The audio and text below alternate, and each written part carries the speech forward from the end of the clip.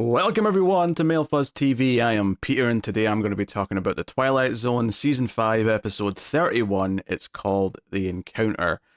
And this one's a little interesting just purely because it was banned for many years, or maybe that's not quite the right way to put it. It was pulled from syndication until sometime in the 2010s.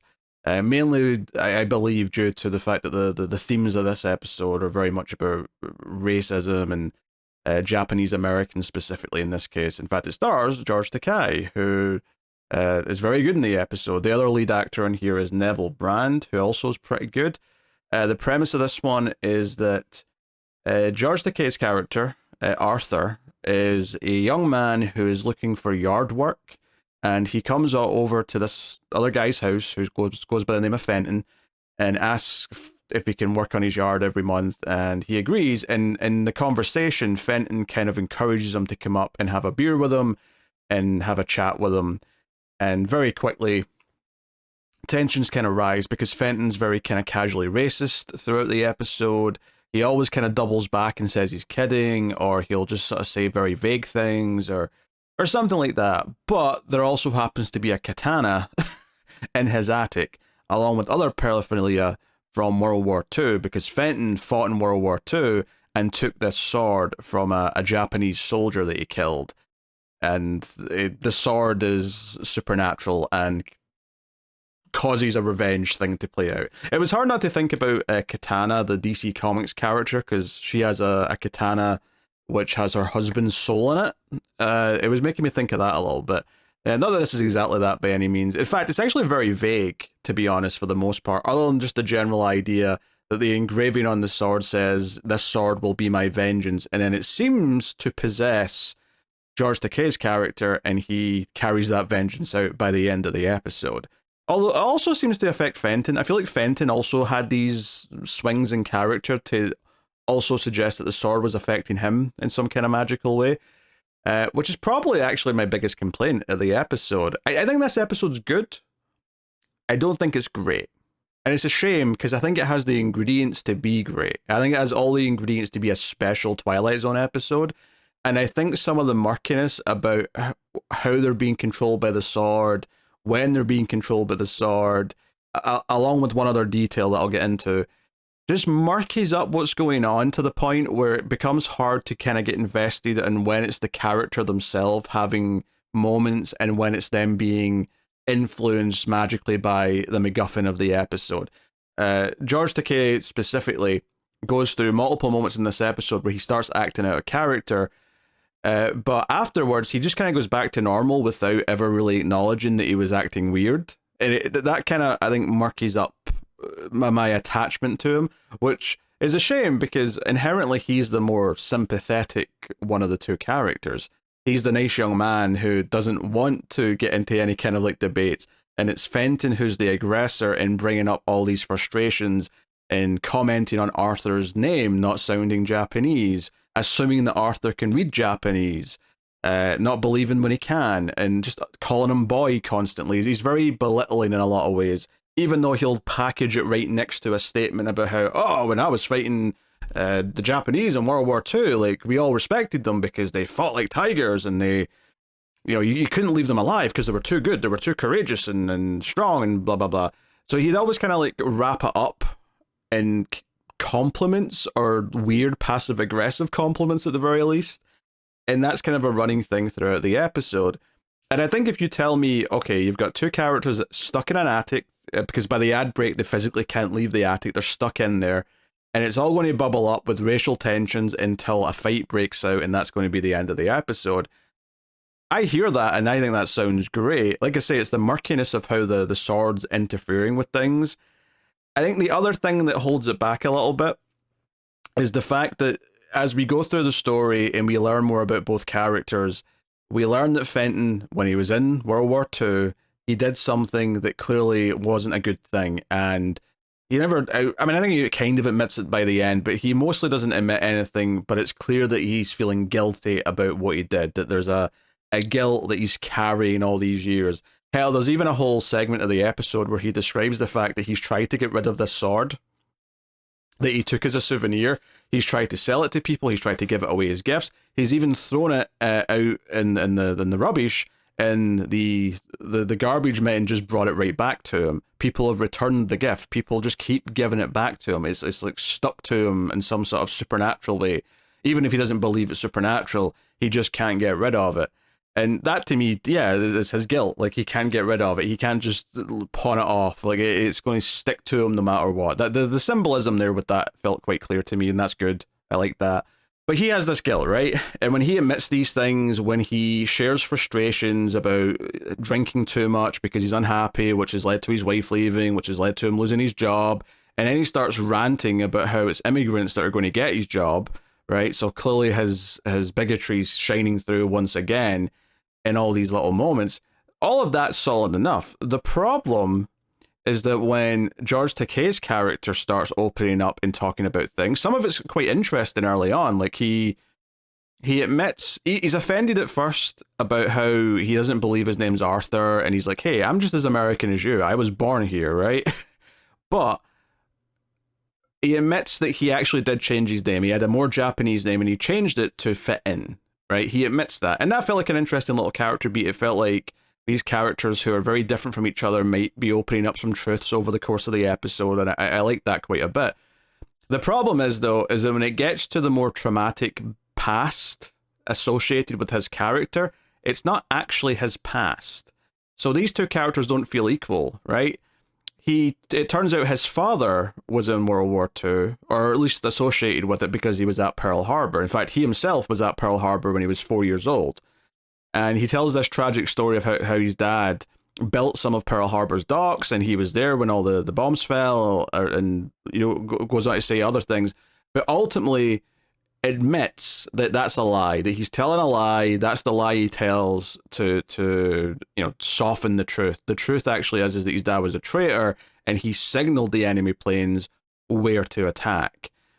The problem here with this is that he obviously has this second generation shame, right? This second generation of guilt, which he's ashamed of his heritage in some ways because of what his dad did. And that's an interesting character, don't get me wrong. That's an interesting character to explore. But I think it's weird to have him go up against someone who has first-hand guilt of what happened in World War II and sort of pair them off against each other, unless you're going to use their differences to try and say something in some way. Instead, it kind of feels like it plays it like they've got equal amounts of like guilt and trauma, and their demons are kind of a similar like amount. And that just doesn't feel true, because it wasn't him that did this. He doesn't have this guilt personally. Obviously, this guilt over what his dad did is still a very real thing, and it's still something that sounds like a fascinating thing to explore, but it doesn't feel one-to-one with the other characters. So I think either, for this story, I think either you have two people who were involved in the war directly, so that the Japanese character, or the Japanese-American character, I should say, was directly involved in World War II, and it could be more one-to-one of like two sides. And Twilight Zone's done kind of stories like that before, where members of each side kind of meet in under different circumstances. Or you change the American character to be a second generation person as well, and to know something that his dad did during World War II. And you have like the second generation have this more subtle kind of interaction about what their parents did. And I can see something to be said about this stuff being passed down through a generation. The idea that the next generation has to live with the shadows of whatever the last generation did, like bad things that the last generation did. The idea that there's a stigma to an entire race because that race was involved in something in a prior generation, which no one alive now is in any way responsible for, but there's still going to be a lasting stigma for it, and how that kind of clings to certain people. That could be something to say, but I don't really feel like the episode ever gets into kind of making that comparison between the two characters. So I'm not saying you had to like change one of them to match the other in terms of level of experience, but I think with the way this episode presents its story and wraps up, I think they need to be on an even enough playing field. Instead, here you have a character who's directly responsible for something. He claims he was following orders when he killed a man who had surrendered, right? That was what he did. Fenton killed a man who'd surrendered already in cold blood and took his sword. And he claims that he was under orders to take no prisoners, and that's all he was doing. So the classic, I was following orders, but now he clearly has some kind of guilt, but he can't talk about the guilt, he can't admit the guilt until this boiling moment where all this is going on. So I like a lot of like what's going on thematically. I like the concept of the episode, and I think the performances of both actors is very good. It's actually the supernatural sword stuff that one murkies things up, because it kind of makes it difficult to ascertain sometimes if a moment with Arthur, Mackay's character, if he is having a genuine moment for himself or if he's just influenced by the blade. And then on top of that, it kind of comes in and out over the course of the episode where we'll have these moments. I mean, the little stinger before it goes to the opening narration is he picks up the sword and out of nowhere he says, "I'm going to kill him." Why? And it's not like it's a big plot point where they start talking about how the sword's doing stuff to them. They never talk about the sword taking over or influencing them in any way. It's just happening, right? In the same way that the door to the rest of the house just locks mysteriously, despite the fact that it has no lock on it. And in fact, it opens at the end of the episode after everything goes down. So I think these sword moments and the way it kind of comes in and just changes the character. Like, it would be perhaps interesting if it used that to reveal something, or if you wanted to just do just a straight supernatural, like, spirit of vengeance story, like, that would work too. But then the character story wouldn't really be George Takei's. It would be the dead character, right? It would be the ghost character possessing George Takei.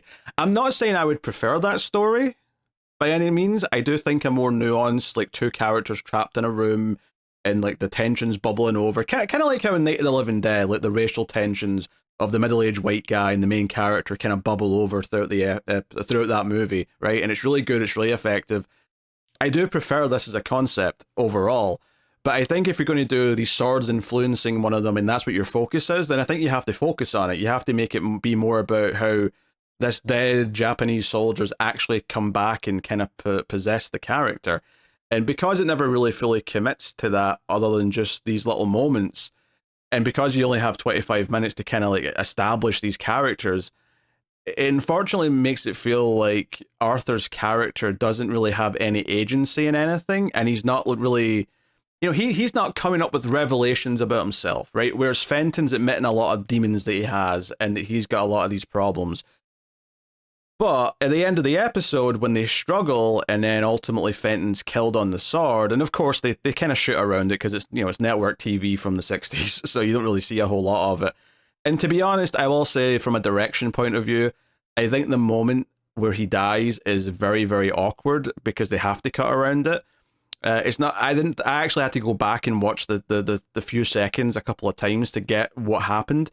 Basically, the sword falls and gets wedged and is kind of sticking up from under the table, and he seemingly falls onto it when his legs are pulled away from him. But to be honest, because they have to cut around it so much, it's actually not super clear in the moment, right? It feels kind of stilted, and I felt like, oh, what just happened? I think he's been stabbed, but it's not clear. And then obviously when George Takei picks up the sword, there's no blood on it, because again, it's the 60s network TV. So these things just make it a little bit difficult where I'm not saying I want a bloody R-rated moment here. I'm saying that there's probably other ways they could have shot it in a TV-friendly manner that would have been clearer as to what was going on visually. That said, though, the big problem I have with the ending is that after Fenton dies, Arthur shouts "Bonsai" and jumps out the window. And then the door magically opens. I think the problem with the ending is that Arthur has seemingly just jumped and died himself, but it wasn't him. He's clearly possessed with whatever's from the sword. So, like, it's not his ending. He's just lost his life. It's been taken over by something.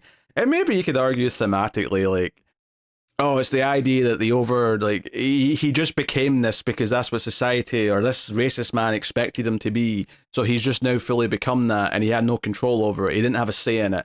You could maybe stretch to that if you really try, but I don't think that's super baked into this. It feels more like just a sudden, like, we have to end the episode, so we're just going to have him jump out. I think it would have been far more interesting if he like got his senses back, like he wasn't controlled anymore, and he looked down and saw what's happened, and tries to, maybe act scared and runs out the door at the end or something. It wouldn't be an amazing capper. Like, it still wouldn't fix some of the other problems that I had. But having him just jump out the window, screaming bonsai, just felt like a bit of a flashy, like, here, let's have him do something kind of shocking at the end. But it doesn't really feel like the character deserved this. Whereas arguably, Fenton, whether or not you agree that he deserves to be stabbed for what he did back in World War II, he obviously has this guilt that's lingered, so he feels he doesn't deserve to live, right? That's what he's struggling with deep down in some way, and that's ultimately where this goes with the sword getting its vengeance. But Arthur, now either he jumps out and lands because he's like a skilled samurai now and he can run around, or he's jumped to his death and he's dead. So either he's lost his life because the ghost has taken over, or he's just dead. And either way, it doesn't feel like Arthur deserved that in any way, shape, or form. I guess the spirit that wanted vengeance in the sword just didn't care about Arthur. He's just a vessel. He's just a tool to be used for the vengeance to be enacted. And that's a shame, because it felt like early on that he felt like a real character that we could really build upon. It felt like there's a lot you could do with these two characters, and it feels like they should be equally deep, at the very least, if they're not going to have equal experiences, and maybe the clash of those experiences could lead to something interesting. But by the end, he's just a puppet, and it doesn't feel like the ending here has any, not agency, because he doesn't have agency anyway in this moment, because he's being controlled, or heavily influenced at the very least. But it doesn't feel like this is the end of his story, right? It feels like his character stopped existing, and now it's just the end of the spirit that was in the sword story, and Arthur is just a forgotten element that's been left behind a few minutes ago, which is a shame, because it's a twofer of an episode. It feels like both characters felt important. They both felt like two parts of the coin, two sides of the coin. And instead, at the end here, one character gets an ending that seems like a natural ending for maybe what their story was, and the other one technically just isn't around. And that's kind of weird and unfulfilling to me. That said, though, I enjoyed watching the episode because the performances are very good. I think Neville Brand, who I didn't know, at least I don't think I know him from anything. It's possible I've seen an old movie that he's in or something. But I thought he did a really great job of that kind of like very abrasive, like he's got a very strong voice. You really get this strong performance from him. And then obviously George Takei being this young is honestly kind of weird. I'm so used to him being at least feeling old, if not being actually old. Because obviously he's not actually that old in the original Star Trek, and I've seen all that. But at the same time, it just, I don't know, I see George Takei and I just think, oh, there's the old man. He's obviously not an old man here. In fact, part of the story here is that he's a generation later than this other character. But it's just kind of how I associate George Takei in my head for whatever reason. Anyway, so yeah, I think I'll say it still sort of scrapes to being good. There's enough good elements in here and good sort of topics, and it does feel like it's pushing a lot of boundaries with the conversation it's having.